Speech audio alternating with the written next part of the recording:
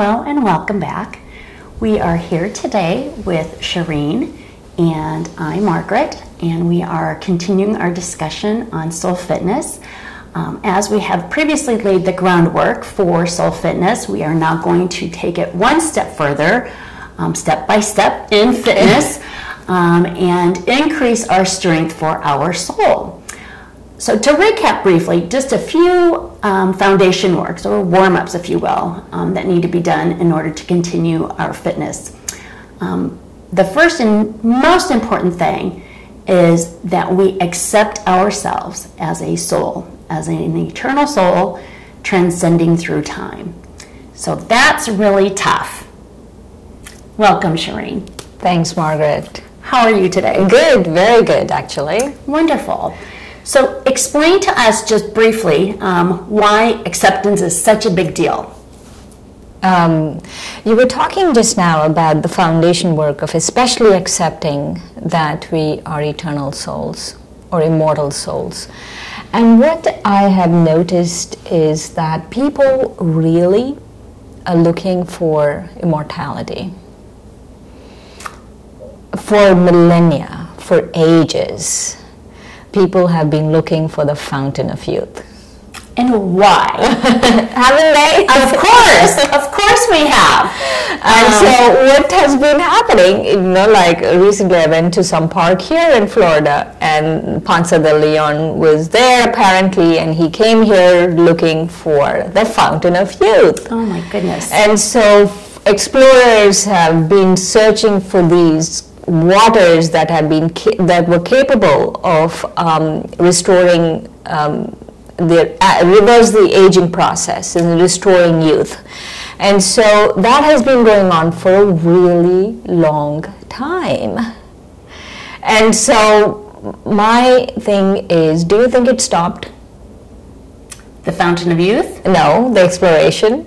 No, because we're here today learning and wanting to strengthen our soul to find it. But it's so hard.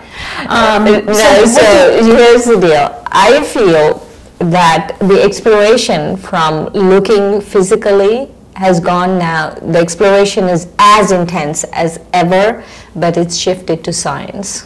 Yes. Every other day I hear about someone doing research on, some kind of DNA that would reverse this, or, that would edit DNA that would help us restore immortality. And so I have a secret. Well, please share. I'm waiting. I have a secret for all our billionaires and millionaires and scientists out there who are looking for immortality, that you can find immortality in soul fitness. Well, I'm not a millionaire. I'm not a billionaire. Okay, the good news is... Okay, yes. Can I belong? Can I subscribe? Yes, you could subscribe. And so people have been looking for this. So people have been looking for this for a while.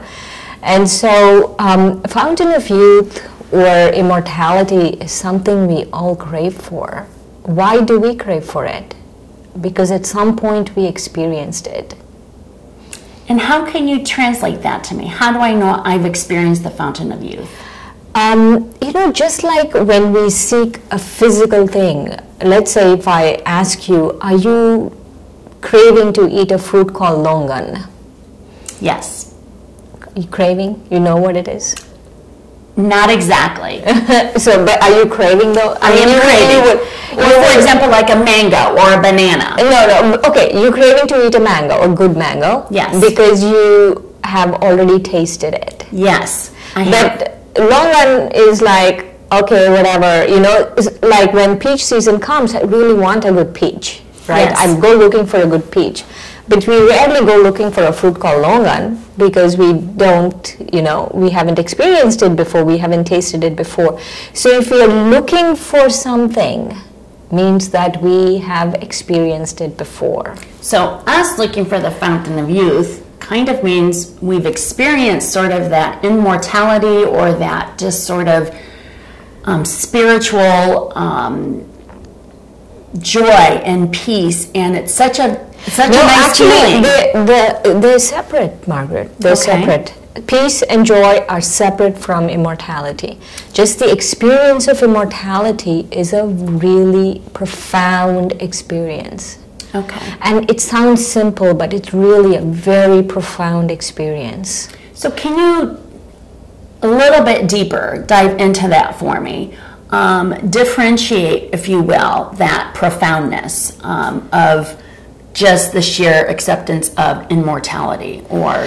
It starts with the acceptance, but just acceptance will not give you an experience. You have to really reflect. You have to really bring it into your awareness. But I always get this question from people, and you might be wondering, is it really worth the trouble? Yes, because it seems like a lot of work, you know. I mean, if it's that difficult to find this fountain of youth, is it really worth it? Is it? It seems to be worth it. Okay, I can only talk from my own experience that it's worth it. It's worth it. You want to experience immortality. It's a very different feeling. It's a very elevated feeling. It's you don't want to come down from that high. It's a really, really amazing feeling. That's all I can say, because there are no words to describe. It's a feeling, it's an experience you have about being an immortal soul. Correct. And so for those of us out here right now, listening and learning about strengthening our soul, I think we've had a taste of that. And I think we've experienced it, and that's why we're here. We are here to gather more information for whatever reason. I'm getting old and I don't remember as well, but I'm gathering information right here and right now from Shireen on how to strengthen that belief and experiencing, or I should say, experience that taste again. Of immortality. Correct. Yeah, and so the basic understanding needs to be there. Yes. That's where we go with the basic understanding, because to experience you need an understanding. Because soul fitness is all about wisdom. We acquire an experience through wisdom, through a knowledge base, and that knowledge base springboards us into an experience. And so that's really important. And so one of the things that I always tell people is we need to understand two words. Yes. Before we can even experience this fountain of youth or immortality. We need to understand two words, and those two words are soul consciousness and body consciousness. Okay. So if you could please share with us, specifically, if you can, the differentiating factors. I mean, we're all intelligent and we know that the physical is the body, but more importantly, the soul. Okay, it's a very subtle. Let's start with soul consciousness. Yes. And so soul consciousness is when I am aware of myself as a soul. When I think I'm a soul, when I think the living, thinking being is the soul, that is soul consciousness. Okay. And then body consciousness is when I think the living being, the soul, is just assuming or thinking that it's a body. So remember, the body doesn't think. The soul is always thinking. So the soul is either thinking it's a soul, or it's aware of itself as a soul, or the soul either thinks that it's a body. So it's the soul is doing both. So when the soul is aware of itself as a soul, yes, then it's soul conscious. When the soul assumes, just unconscious about everything else, then it's body consciousness. Want me to go a little deeper? That would be great, because I think that's an excellent differentiation between, you made a great comment, and that comment was, our body doesn't think. Our body's just a physical entity, if you will.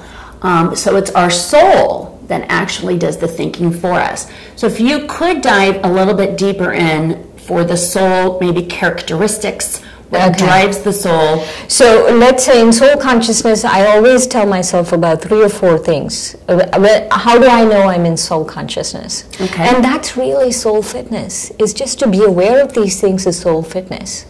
So one is soul consciousness is that I'm aware of myself as the living being in the body.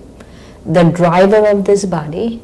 I'm aware of that it's the animating force in this body, that the soul is the animating force in this body. And also I'm aware that as a soul, I have some basic characteristics, like the soul is immortal. Like the body is not immortal. Correct. But the soul is immortal. So those kind of characteristics I am aware, and that is soul consciousness. Body consciousness, on the other hand, is kind of label consciousness. Okay.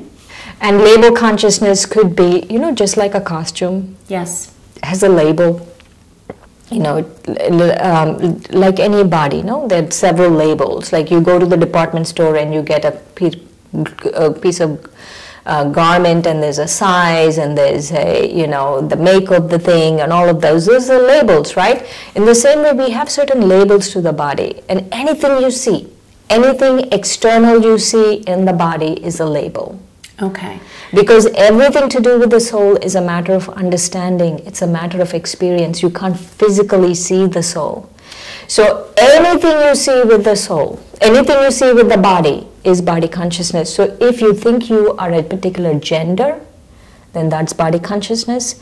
If you think you're a particular age, that's body consciousness. If you think you're a particular race, that's body consciousness. If you think you're a particular religion, that's body consciousness. So our experiences that we label, being a woman in her 50s with green hair or red hair or blue hair, these are all labels that I'm providing to the physical part. Yes, and also when I'm unconsciously going around thinking these things, I'm unconsciously going around thinking I'm a particular gender. I'm unconsciously going around thinking I am Indian, I'm female. I'm unconsciously going around thinking I'm a particular age. So what happens? What happens? Then I buy into the whole situation around it. And I want to share a story that really illustrates this.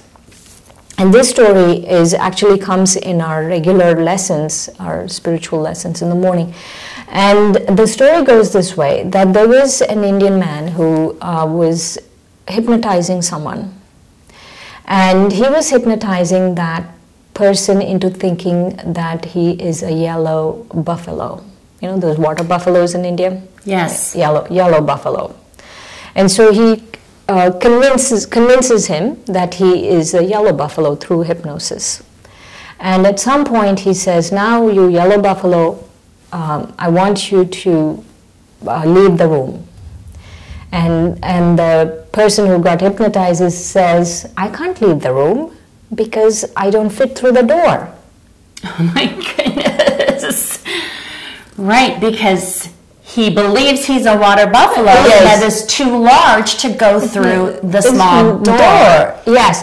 And so every time I identify with a label, for example, if I identify myself as an Indian female, every single baggage that comes with it, centuries of baggage, and I promise you, Indian females have all centuries of baggage with it. Centuries of baggage come with me.